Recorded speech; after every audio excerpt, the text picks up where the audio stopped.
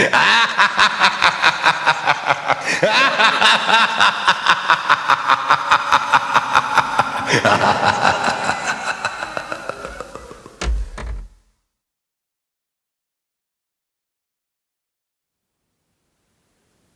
there, movie fans. Welcome to the Blues of October 2016. And this is going to be my biggest update of the year, without a doubt. I have purchased a ridiculous amount of horror movies this month. I don't know what it is. I guess I was in a uncontrollable Halloween mood or something like that. But anyway, first things first, shout out time. And this one I like to give to OP0909 or OPIE0909. He's an all-around great guy. You know, he always leaves wonderful comments to my videos, and he has been since recently making videos of his own and also of his own collection. I still need to see the rest of your videos, Ope. I'm sorry about that. You know, I'm running behind, but yeah, go check him out. He's a great guy. He has a great collection. And, you know, just pause this video, go to the link below, and subscribe to him. You know, he deserves as many subs and views as possible, really. So go check him out. OP0909. Okay, now before I'm going to show you the horror stuff, I'd like to show you the two only non-horror titles that I have. And those are High Noon and Johnny Guitar, two of the greatest westerns ever made, really. These two releases had been put out by Olive Films, and they have released these films before, but the only difference is that these two has been remastered in 4K, as you can see there. And they also have some interesting extras as well. You know, the previous releases doesn't have that, although the previous release of Johnny Guitar had the introduction by Martin Scorsese, which is also on here, as you can see. Now, I have not seen these films on these Blu-rays yet, because I've been watching horror movies, you know, in October. But I have seen some clips of this Blu-ray, and I have to say the picture quality is just amazing, especially with Johnny Guitar. I mean, the Technicolor just, you know, jumps out of the screen. It's looks astonishing, absolutely. And this looks astonishing as well. So that really fantastic releases from Olive. They had this new label called Olive Signature, as you can see there. They also released two other titles under this label. The Quiet Man, which I'm not sure if I want to get that one, because I already have the UK Blu-ray, which also had a 4K transfer. But probably might end up getting it anyway. The other one is Night of the Grizzly, which I've never seen, so I will definitely get that one as well. But yeah, two amazing releases, absolutely. High Noon and Johnny Guitar. Okay, and now on to the horror movies. And the first one is the Windmill Massacre. I was actually surprised when, you know, this was already released in the UK. I saw, you know, Horror Fan Man's latest video, or one of his latest videos, where he showed this, and yeah, we're very surprised that the UK has already released this on DVD, because in Holland it was just released in the movie theaters, selected movie theaters, I have to say.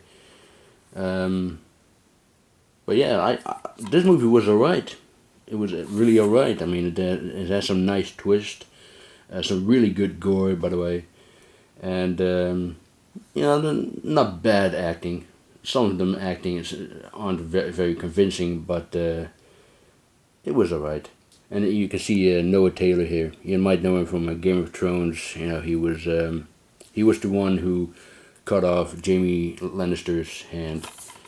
But no, I enjoyed it. Probably end up, you know, getting the Blu-ray someday. I'm pretty sure that it will be coming out in Blu-ray in the United States. Unfortunately, the title in the United States is The Windmill. They left out Massacre, which kind of sounds boring, doesn't it? The Windmill. The Windmill Massacre sounds a lot better. But yeah, I enjoyed it. It was all right. And I also picked up this one on DVD, Blood Moon, which is a low budget werewolf western. I saw Mood 616 talking about this a couple of times, and I found this for dirt cheap, so I thought, why not? I'll check it out. And honestly, this is a one-time watch for me. I mean, after I finished watching it, I had this feeling of, meh, you know what I mean? It's just nice to watch once, in my opinion, anyway. But it's great that they use the good old fashioned man in suit werewolf instead of a CGI werewolf. But the werewolf itself looks a little laughable, to be honest. It doesn't look scary or menacing. I guess they didn't have enough money to come up with to make a better werewolf suit or whatever. But yeah, it was not bad, but I wouldn't watch it again, really. Here's another werewolf movie, Attack of the Werewolves, which comes with this nice lenticular slip, as you can see there. But it was fun. It was a lot of fun. This is a Spanish horror comedy. You can see the Shaun of the Dead meets the Wolfman. I mean, ever since Shaun of the Dead, every horror comedy to come after that is being compared to Shaun of the Dead, doesn't it? That's kind of annoying. But in this case, I understand it does have that Shaun of the Dead vibe to it, with werewolves instead of zombies. But yeah, it was a lot of fun. I really enjoyed it. The Blair Witch Project. Now, I saw this movie last week for the first time since 1999 when it came out. I saw it in the movie theaters, and it was the only movie that gave me sleepless nights. I just could not get a decent sleep for a week because I couldn't stop thinking about this film. I did purchase it on DVD, but never watched it again until last week, like I said before, when I purchased this Blu-ray. It isn't as scary anymore as it was back in the day. Now that I'm older and not necessarily wiser, but the ending still give me the creeps. And this Blu-ray, as you can see, also has 4 never before seen alternate endings. And I have to say, the one that ended up in the movie is really the best one. I mean, the other ones they're right, but they're not as effective as the one that the 2 directors have chosen eventually.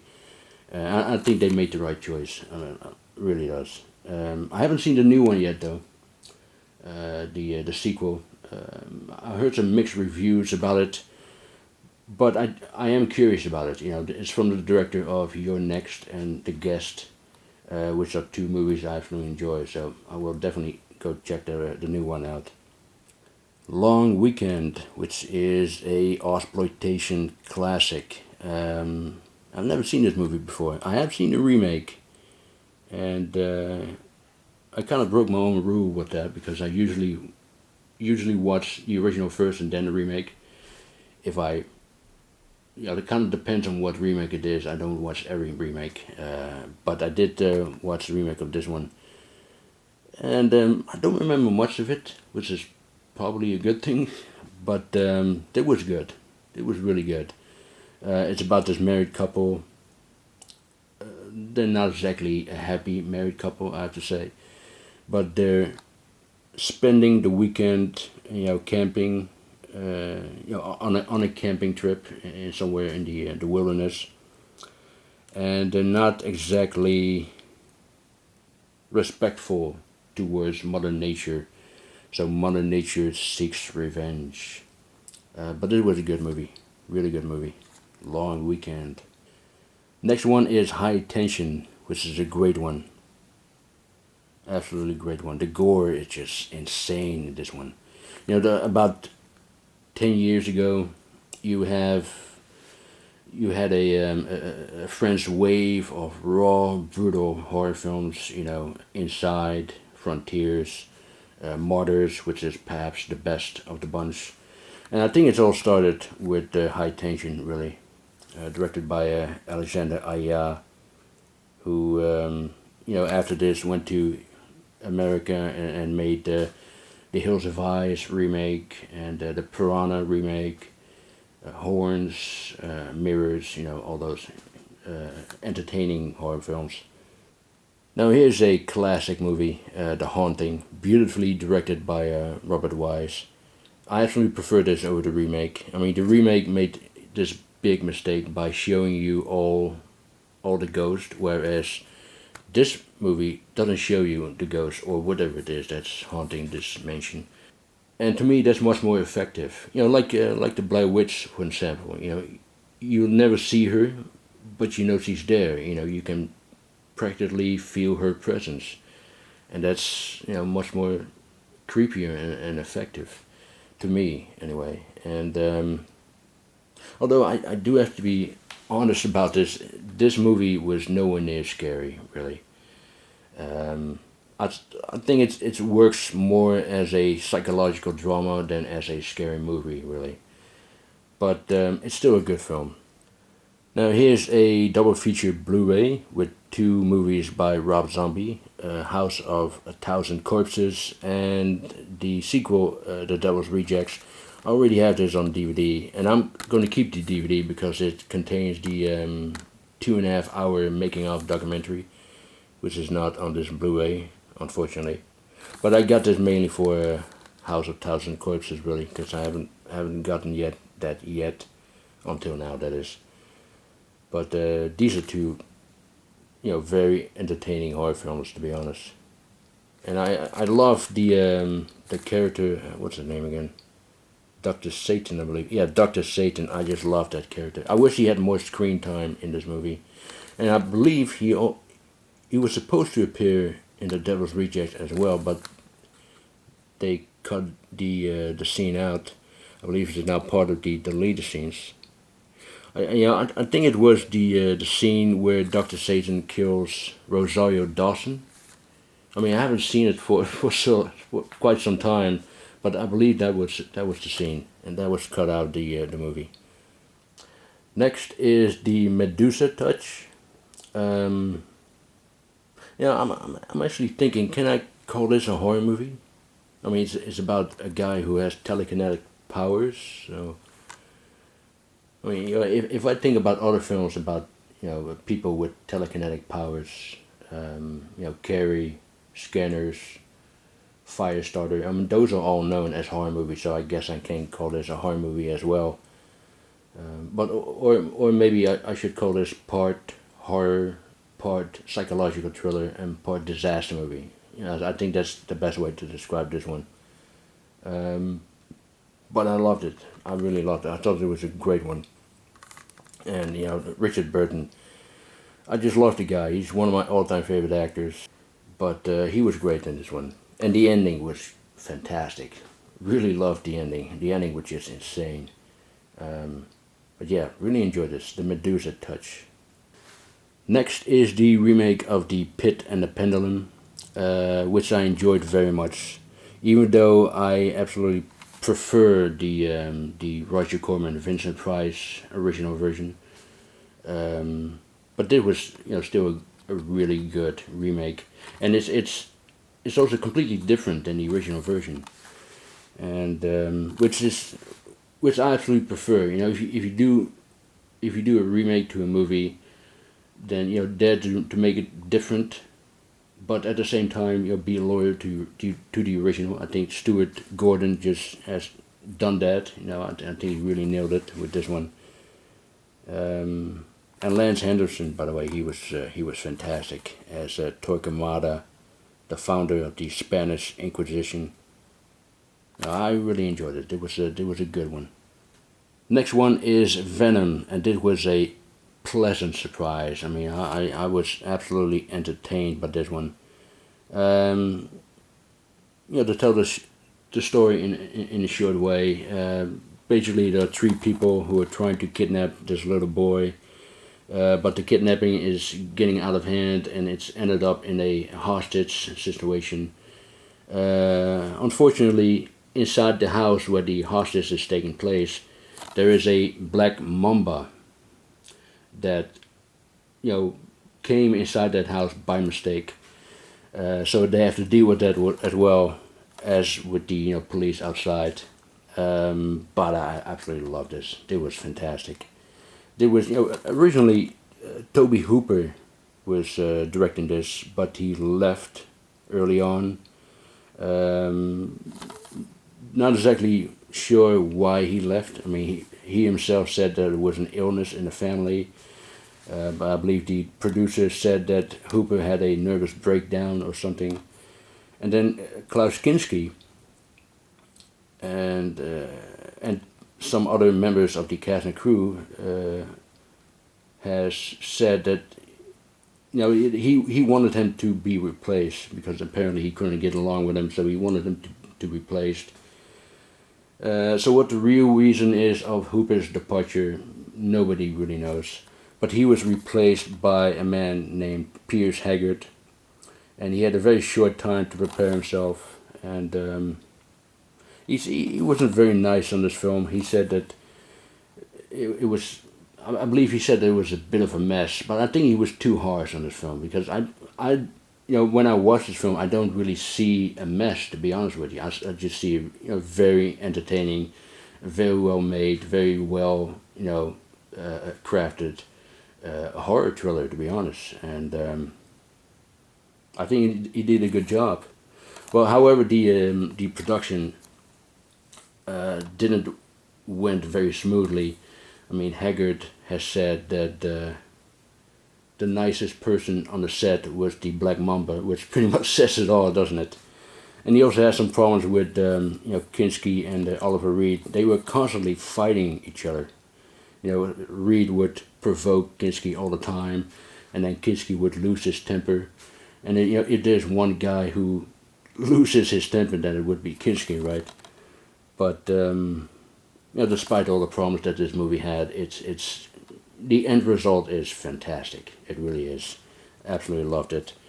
This had been put out by Blue Underground, and I've been told that this one is getting out of print pretty soon. So get this. Absolutely get this. Don't wait. Just get it while still available for a good price. It's just absolutely entertaining as hell. There's a booklet as well, by the way.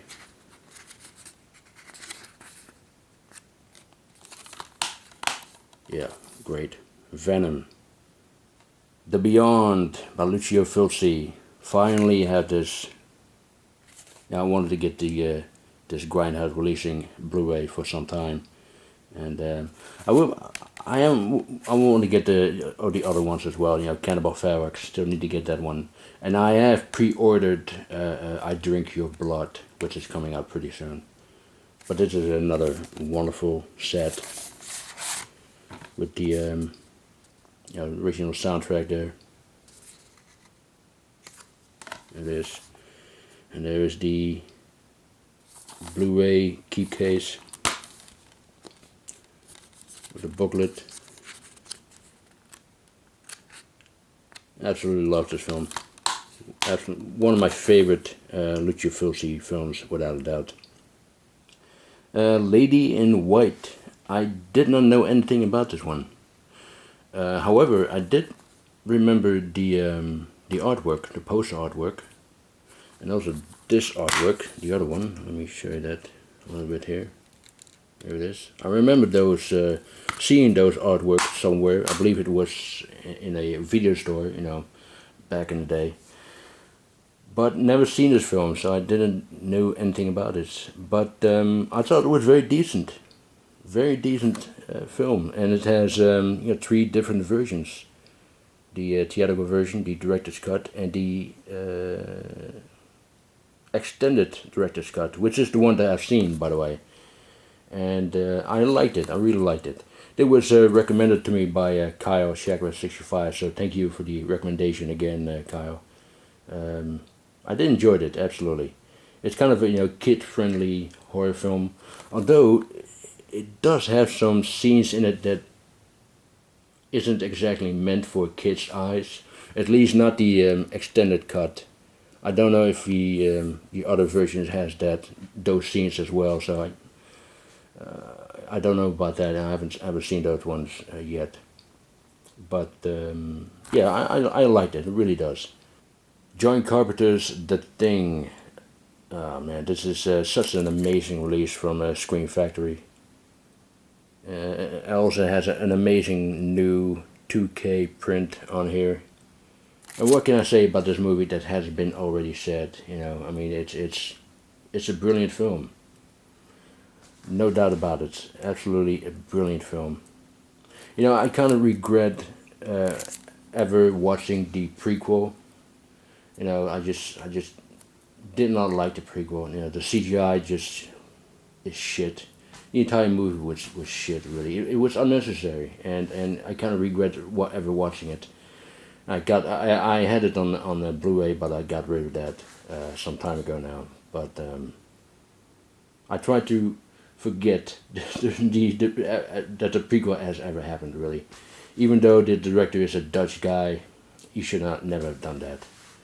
But it was actually more of a remake than a prequel. Well, it was a prequel, but it was also some kind of a remake as well. So it was just unnecessary, to be honest. Because this movie is unbeatable. No matter how many prequels or remakes you make of this one, nobody can beat this brilliant John Carpenter movie, right? Jeepers Creepers 1 and 2. Yes, I know that the director is a repulsive piece of shit, but these are two very entertaining movies, and I know that Moose616 has said this once. He said that part 2 has a lot of guys without their shirts on, and I find that annoying and disgusting, knowing what Victor Salva had done in the past. You're kind of wondering how it went with the auditions. He would probably only ask them to take off the shirts, and then he would hire them on the spot. But yeah, I don't like the guy, but I like his movies, so that's why I have these. Next is Army of Darkness, which is great fun, of course. Very nice release from Scream Factory. I know that the theatrical version and the international version has some problems, but I prefer the director's cut, even though the international cut is the only one with the new 4K print.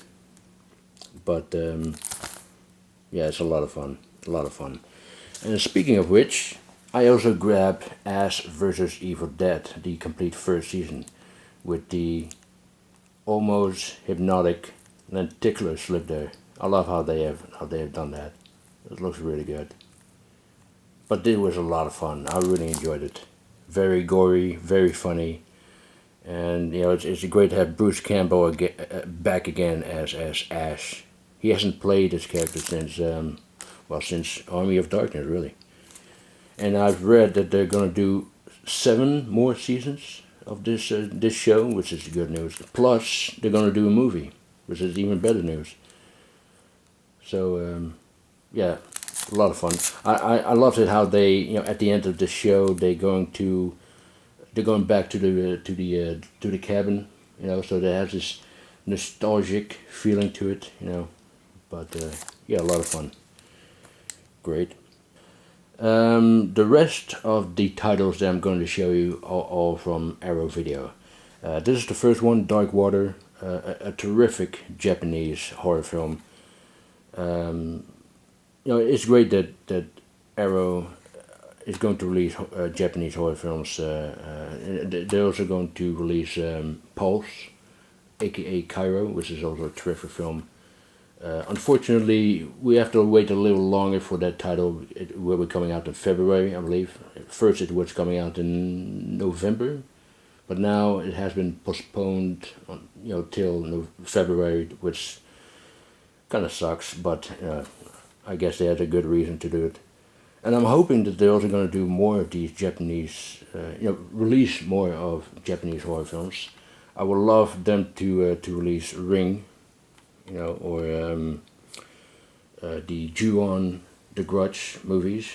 I would love to see Arrow putting out those titles on Blu-ray as well. But yeah, wonderful release.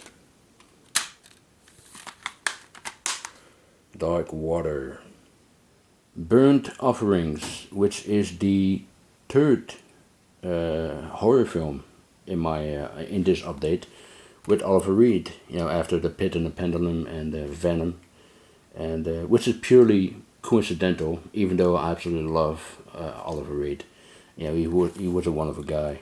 I recently saw an interview with him, one of the few in which he wasn't drunk, and he was a very charming, very funny guy. I will leave a link to that interview below. It's actually spread over 3 videos, so I will leave all 3 links to that videos, or to that interview. But at the end of the interview, he actually says something very funny that just made me laugh out loud. But go ahead. It's very funny, enjoyable interview. But this movie was surprisingly good, I have to say. Basically about this family who is renting this huge mansion in the summer, and there's this evil force that possesses this family, particularly one member of this family. I read that this is one of Stephen King's favorite horror movies, and I do think that this inspired him to write The Shining, because there's a lot of similarities between this movie and The Shining. And this house, by the way, was also in other movies, including Phantasm. It was the funeral home in Phantasm, and was also in A View to a Kill, the Bond movie. And this film made me curious about other films by Dan Curtis, the director. He is responsible for Dark Shadows and for the 1974 version of Dracula with Jack Palance. So I'm definitely going to get more of his films in my collection. But this was an excellent film, and the ending was fantastic. It really was. By the way, I usually show you what the inside looks like with the booklet and all, but the artwork on the booklet has a spoiler. I kind of wish they have did another artwork. They changed that, but unfortunately they didn't do that. So I was expecting that to happen at the end, which is it was a shame. But anyway, be aware of that. Okay, next is Slugs and Squirm. Now the reason why I'm showing both of these is because I saw them back to back a couple of weeks ago, and they make a great double feature, or a great couple, if you will. One is about killer slugs, the other about killer worms, and they're both great fun. I understand that this is not everyone's cup of tea, but I absolutely enjoy them. Slugs is from the same guy who also did Pieces, which I'm a big fan of, and he also did a movie called The Rift, which has been recently released on Blu-ray as well. I've never seen The Rift. Is that any good? Is it worth picking up? Let me know. But this wonderful release by Arrow. Look at that. That looks disgusting. Absolutely great. And this movie is so bad it's good. I mean, the acting is really bad. However, the acting in Squirm is actually rather good. And this is another wonderful title, isn't it? Hey, look at that. That's just disgusting. A very thick booklet, by the way. It's thicker than the one in Slugs. But yeah, absolutely. I was very entertained by these movies, Slugs and Squirm. Picked up the Steelbook of The Burning. which is a slasher classic. Definitely one of the best slasher movies from the 1980s. Well, not only from the 1980s, just in general, really. Wonderful, it contains a wonderful interview with Tom Savini. And he says that the kids are very likable characters, and I completely agree with him on that. If you compare the characters in this movie with any Friday the 13th movie, you don't want these kids to die, whereas in the Friday the 13th movies you want them to die. You know what I mean? But yeah, wonderful release and a wonderful film, The Burning. And of course, I also had to get The Hills of Ice, which is a amazing release by Arrow. I have a question for you guys. What do you think is the best decade of horror movies? Personally, I would say the 1970s. I mean, just look at the movies that came out in that decade. The Hills of Ice, Last House on the Left, The Exorcist, The Omen, Jaws, Texas Chainsaw Massacre, Halloween, Black Christmas. I mean, those are all classic films. And I'll try to get the stuff out of it. Yeah, those are all classic films, and it was a milestone, in the history of horror movies, really. I mean, I personally think that the 1970s is the best decade in movie history, in general, really. What do you think? What do you think is the best decade of horror films? Oh, there's some art cards there of Michael Berryman. I believe this is the Italian poster art. I guess it is. Yeah, it looks really good. Oh, what a wonderful release. Absolutely wonderful release, this one. And finally, I picked up the Hershel Gordon Lewis Feast cereal box set, which is absolutely amazing.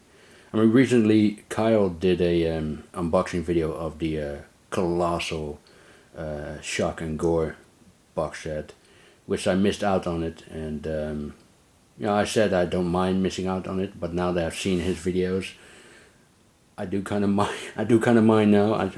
I wish I didn't miss out on it, but yeah, that's a wonderful release, absolutely wonderful. Limited to 5,000, and if you, I kind of watch it on eBay, and I've found one who's asking 500 British pounds for it, which is ridiculous, isn't it?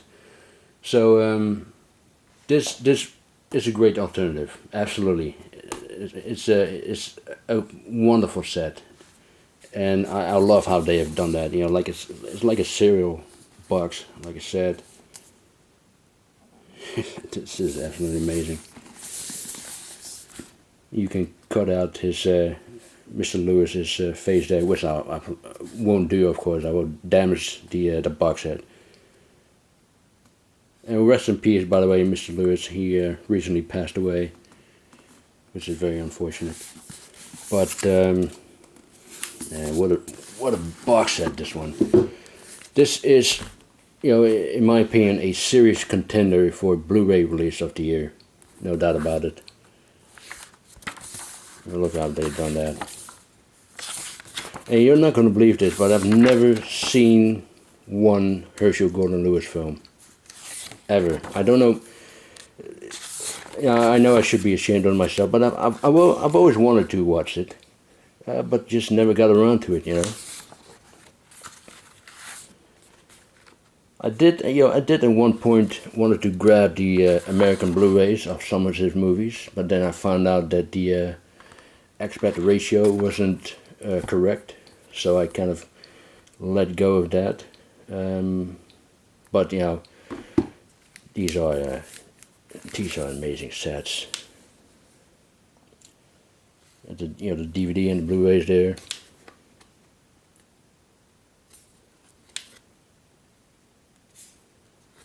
Really amazing sets, and here's a bonus disc.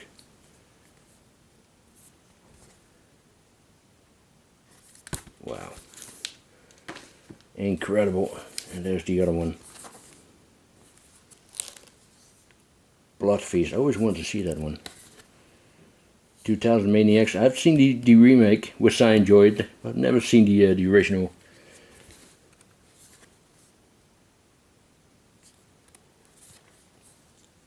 A Taste of Blood.